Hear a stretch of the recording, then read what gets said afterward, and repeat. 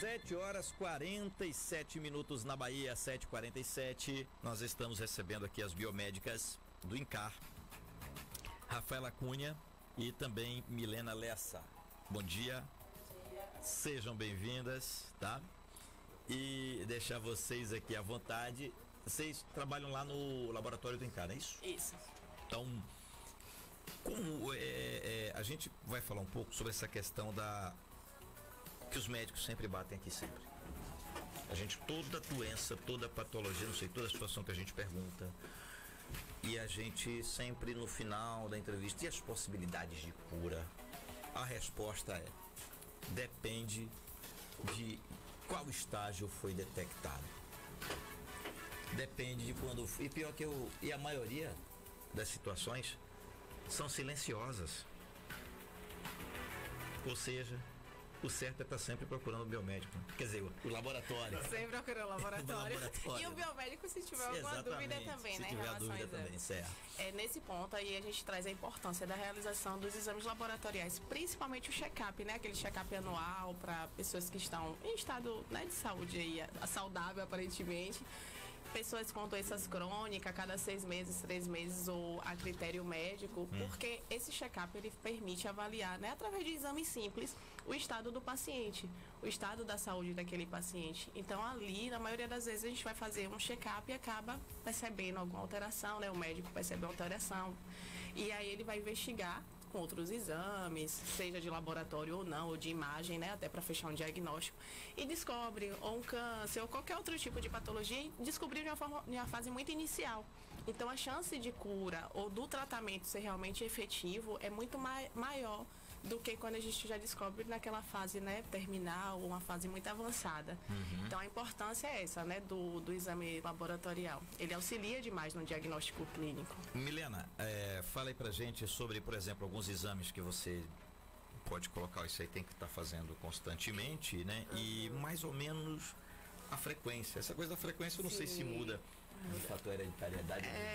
Vai depender muito da questão do paciente mesmo, do que o meu paciente está precisando naquele momento. Geralmente ele passa pela avaliação com o médico, né? E esse médico vai avaliar com que frequência esse paciente ele deve estar realizando esses exames. Mas geralmente é prescrito, né, que ele faça de 6 em 6 meses ou anualmente, tá sempre realizando esses exames. E são geralmente os mais básicos.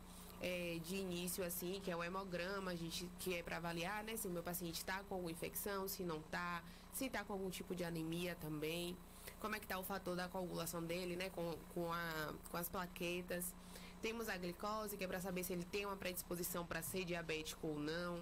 O fator lipídico, né, que é para ver ali o colesterol, como é que tá. E aí TGO, TGP. São coisas que em um ano tá tudo beleza, aí no outro pode ano mudar, tudo. Pode mudar, né, até por uso excessivo de remédio, se meu paciente faz um uso de remédio ou não. Aquele fator ali pode alterar, um fator muito simples assim, mas que se a gente trocar de medicamento, talvez já reverta essa situação. E até mesmo que o nosso povo, para não dizer assim, entre aspas, né? Bebe pouco e come pouco. Exatamente. Aí, minha saúde, fiz o exame. E tá tudo ótimo. Foi mesmo, quando foi o exame, tem uns 3 anos. Tem muito disso. Agora me diga uma coisa, fala, vocês aí, as duas podem ficar à vontade para falar. Quando, às vezes, o pessoal médico pede para fazer exame com foco em determinada situação, mas chega lá, vocês veem alguma coisa estranha. E é possível isso? Tipo, o exame foi para ver como é que tá não sei, o açúcar no sangue, a glicemia, né?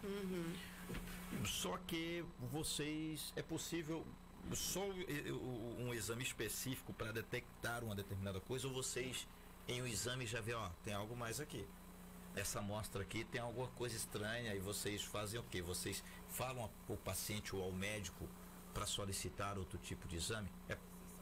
É muito comum a pessoa diz que vai investigar uma coisa e descobrir outra, e descobre outra, e às vezes pior.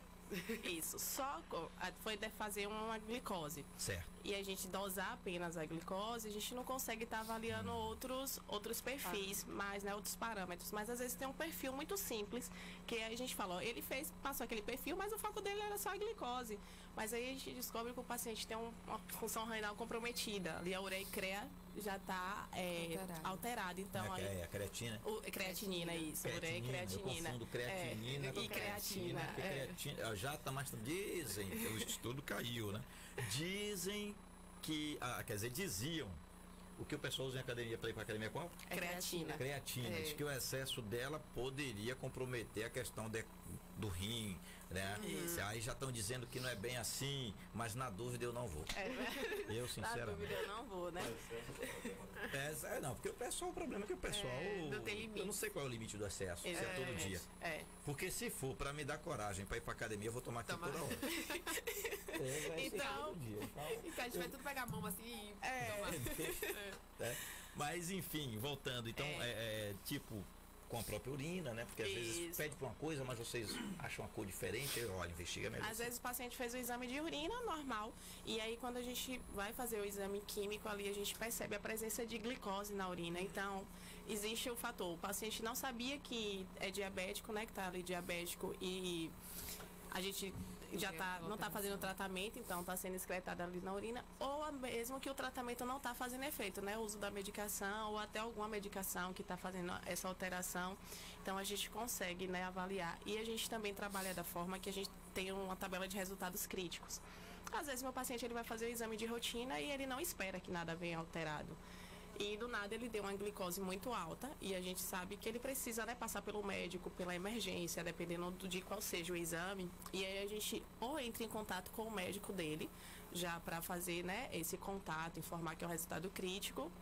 A gente presta serviço também para o hospital 24 horas, então a gente tem uma ligação muito forte, né, com a equipe médica para poder ter logo o desfecho, né, da melhor forma possível para o paciente. E a gente também liga para o paciente para informar, né, esse resultado crítico, para entender se ele faz uso de medicação, se ele já tem algum histórico, se faz algum tratamento, se era esperado, ou se ele não é condizente com a clínica dele. E para confirmar, a gente pede até uma recoleta, para evitar qualquer interferência na coleta, no fluxo do paciente, né, na dosagem da máquina. Então a gente faz de tudo para que o resultado final seja o mais preciso possível. Porque imagine você liberar um exame que não é a clínica do paciente, né? O quanto isso vai mexer com ele. Então a gente tem todo um critério para a liberação dos exames.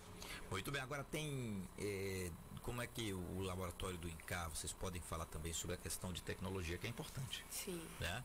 Para a detecção precoce de doenças, né?